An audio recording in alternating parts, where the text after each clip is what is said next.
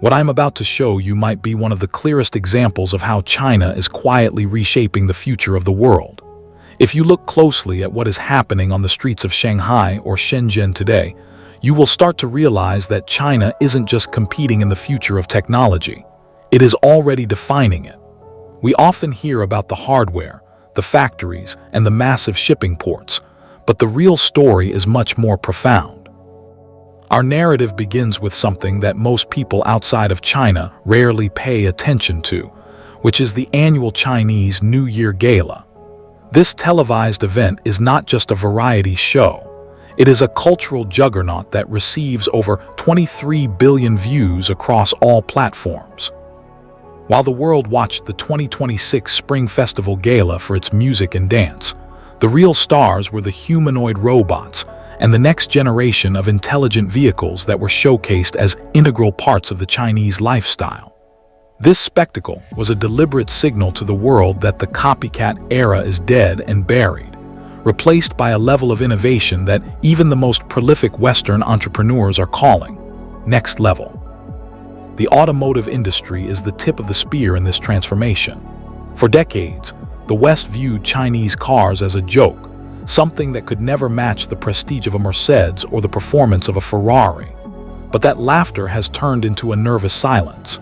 The 10 cars we are going to dive into today represent more than just a shift in consumer preference.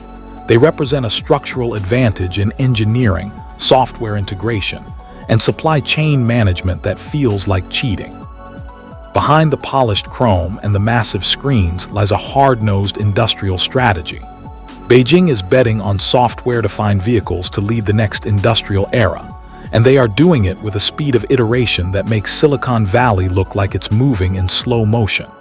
When you look at a car like the Micstro S800, you aren't just looking at a luxury sedan.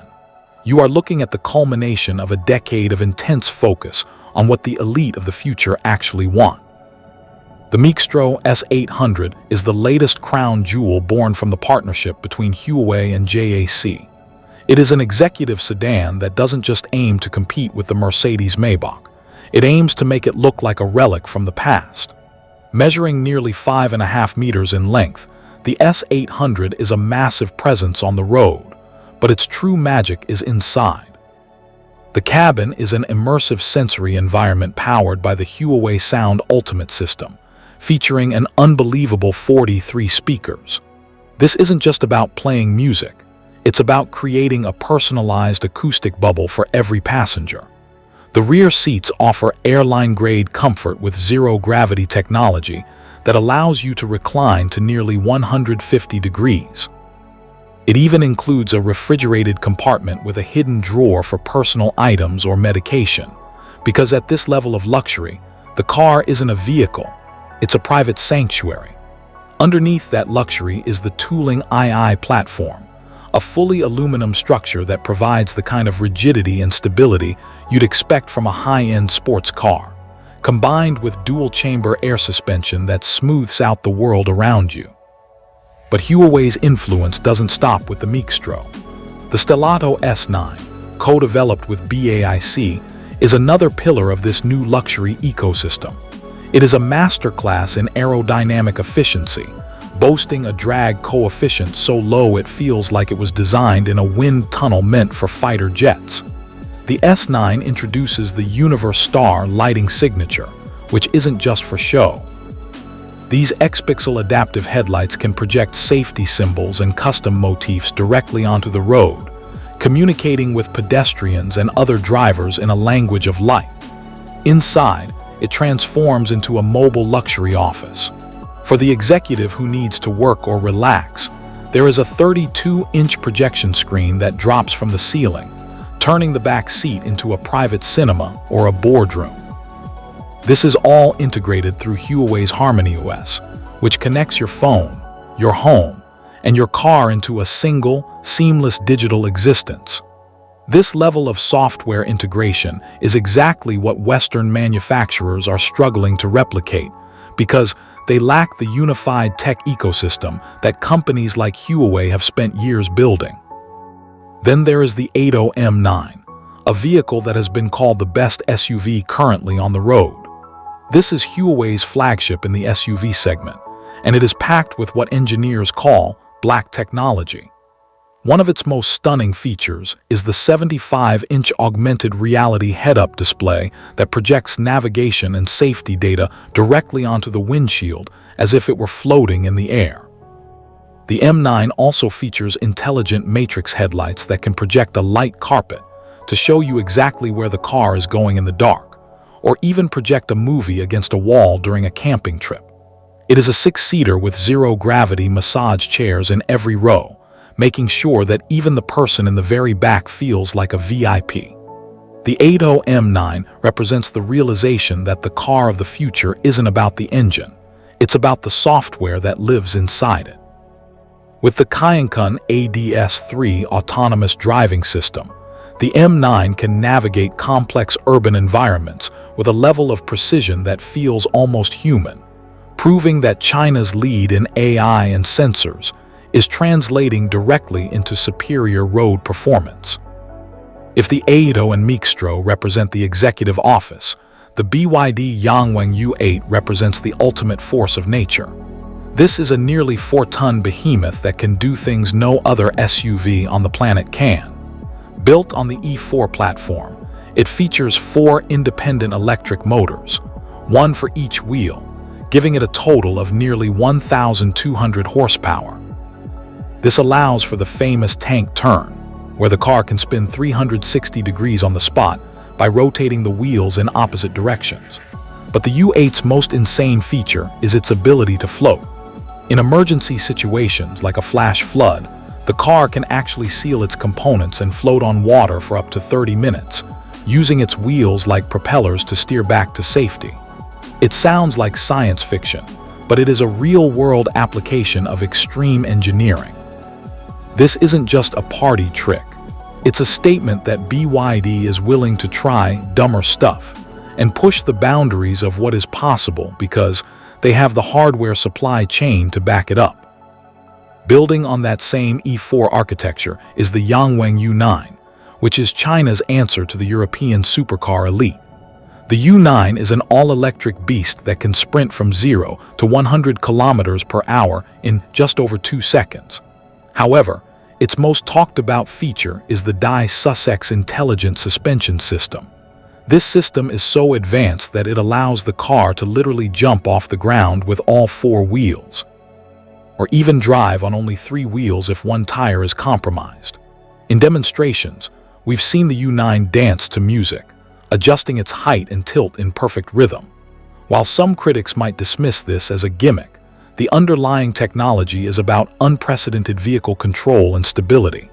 It allows the car to maintain a perfectly level body even during high-speed cornering or heavy braking, providing a level of mechanical grip that traditional suspension systems simply cannot match. It is a high-speed laboratory on wheels, proving that China is now leading in the most prestigious and difficult segment of the automotive world. Then we have the Xiaomi SU7, which is perhaps the most significant car on this list because of what it represents for the future of consumer electronics. Xiaomi is a phone company, yet in just 3 years, they managed to build a car that has left the industry in shock. The SU7 Ultra variant is currently the world's fastest mass-produced 4-door sedan, with a top speed of 350 kilometers per hour and a 0 to 100 time of 1.98 seconds. But the speed isn't the story, the ecosystem is. Because Xiaomi already makes everything from smartphones to rice cookers, the SU7 integrates perfectly with your digital life.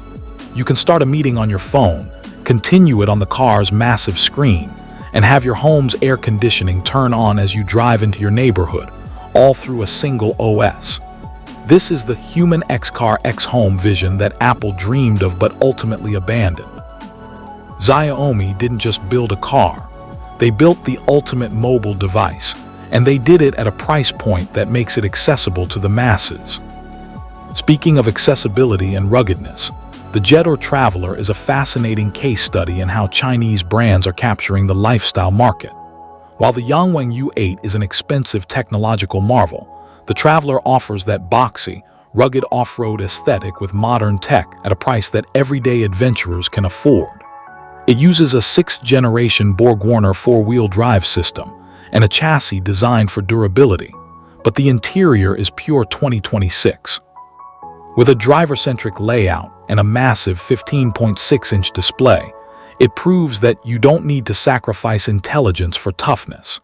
It's a vehicle designed for the new generation of Chinese travelers who want to explore the mountains or the desert, but still want their car to be a smart assistant.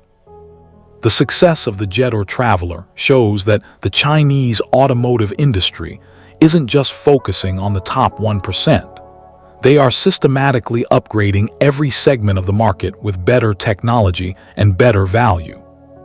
We cannot talk about Chinese luxury without mentioning Hongqi, the red flag brand that has historically been the choice of China's leaders. The Hongqi EHS9 is their modern electric flagship, and it has often been compared to the Rolls-Royce Cullinan.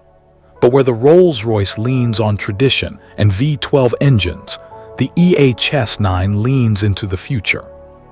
It features 6 smart screens in the cabin, AR real-scene navigation, and a level of opulence that combines traditional Chinese motifs with cutting-edge materials. It supports wireless charging, meaning you can eventually just park over a pad and have the car juice up without ever plugging it in. The EHS9 is a symbol of how even the most traditional, state-owned brands in China are being forced to innovate and compete in an era where software is king. It represents the bridge between China's storied past and its high-tech future, showing that even old money is going electric. Finally, we look at Zeekr, the high-performance brand from Geely. The Zeekr 1 and the Zeekr 7, often recognized as the 7 sedan, are the athletes of the group. The one is a shooting brake that has broken multiple world records for drifting and high-speed slalom, proving that electric cars can be just as engaging to drive as their internal combustion counterparts. It uses the Kirin battery from CATL, which allows for incredible charging speeds, adding hundreds of kilometers of range in just 10 minutes. The Zeekr 7 sedan takes this a step further with an 800-volt electrical architecture and a 35.5-inch augmented reality HUD that remains clear even in direct sunlight or heavy rain. These cars are built on the Sustainable Experience Architecture, SE, a modular platform that Geely shares with brands like Volvo and Polestar, showing how Chinese engineering is now providing the backbone for global automotive brands. The reason China is able to advance its cars so fast doesn't come from genius alone. It comes from the same structural advantage we see in their robotics industry, the world's densest hardware supply chain. If a company like Zeekr or Xiaomi wants to test a new motor design or a new sensor layout, they don't have to wait months for parts to be shipped from across the ocean. In places like the Pearl River Delta or the Yangtze River Delta, everything, motors, actuators, custom circuit boards, and advanced batteries, is within a 30-minute drive. This allows Chinese teams to break more prototypes, try dumber stuff, and bounce back faster than their Western competitors. In the Bay Area, $1 million might buy you a few months of runway for one major hardware iteration. In Shenzhen, that same million buys you 10. This isn't just a financial advantage, it's an evolutionary one. The country that can fail faster and rebuild faster will ultimately win the race to define the next era of mobility. Critics often point to government subsidies as the main reason for this success, but that thinking is lazy. While the Chinese government does provide favorable tax policies and incentives, the real driver is the hyper-competitive domestic market. There are hundreds of EV startups in China all fighting for survival, and only the most innovative and efficient will remain. This survival of the fittest environment has forced companies to move at Shenzhen speed, turning out new models and major software updates in months rather than years. When Elon Musk says that China's progress is ass-kicker next level, he isn't just being polite. He is acknowledging that the structural lead China has built in the EV ecosystem is becoming permanent. They aren't just making cars anymore. They are making intelligent robots that happen to have 4 wheels and carry people. This brings us back to the bigger picture. Why is China pushing so hard in these industries? It's because these technologies are the solution to their biggest looming challenge: an aging population and a shrinking workforce. Just as they are building humanoid robots to replace factory workers, they are building autonomous, intelligent vehicles to revolutionize logistics, transportation, and urban planning. If China can become the first major economy to industrialize humanoid labor and autonomous transport at scale, the economic and geopolitical advantage will be profound. They aren't building the Yangwang U8 or the Xiaomi SU7 just because they look cool or go fast. They are building them because they have to lead the next industrial revolution to ensure their future prosperity. As we look at these 10 cars, we see a pattern. Whether it's the ultra-luxury of the Mixtro S800, the physics-defying performance of the Yangwang U9, or the ecosystem integration of the Xiaomi SU7, the message is clear. The future is being written in Chinese code and forged in Chinese factories. The era of dismissing Chinese innovation as copycat is officially over. We are now living in a world where the West is the one trying to catch up, scrambling to understand how a nation could move so quickly from making bicycles to making the most advanced vehicles on Earth. The question isn't whether China can lead the automotive and tech industries into the future. It's whether the rest of the world is ready to live in the future they are creating.